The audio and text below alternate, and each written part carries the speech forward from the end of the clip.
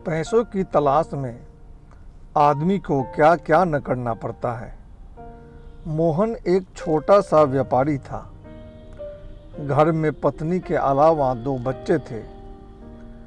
गांव में उसकी कपड़ों की छोटी सी दुकान थी।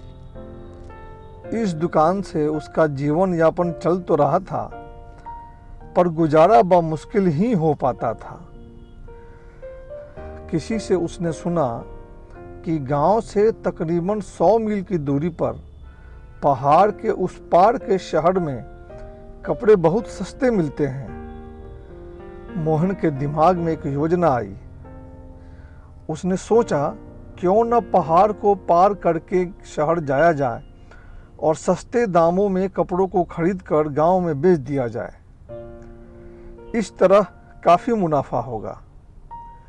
अपनी बैलगाड़ी लेकर वह चल पड़ा। जब वो पहाड़ के पास पहुंचा तो उसकी ऊंचाई देखकर आंखें चौंधिया गई। उसके बैलों ने आगे जाने से मना कर दिया। उसे किराए पर पहाड़ी गधों को लेना पड़ा।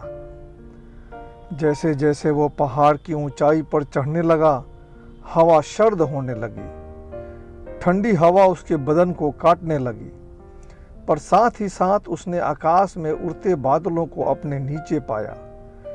पंछियों की पहुंच से वो आगे निकल गया था। पूरे के पूरे मैदान उसके सामने नजर आ रहे थे। बड़े बड़े खेत छोटी छोटी माचिस की टिकिया की तरह नजर आ रहे थे। नदी एक पतली लकीर की तरह दिख रही थी। प्रकृति की खूबसूरती का इतना अद्भुत नज़ारा उसने आज तक नहीं देखा था।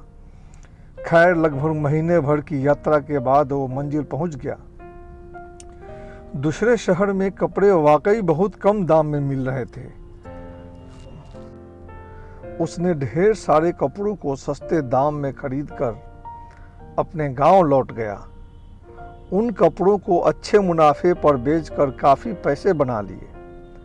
अब उसकी गिनती संपन्न व्यापारियों में होने लगी। फुर्सत के समय एक दिन उसकी पत्नी और बच्चों ने उसकी यात्रा के बारे में पूछा। अपनी यात्रा वृतांत सुनाने लगा।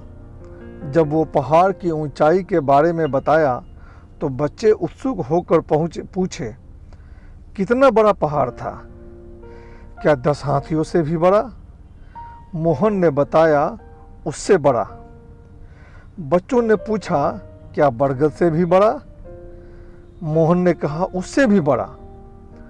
बच्चों ने फिर पूछा, क्या 10 ताड़ के पेड़ से बड़ा?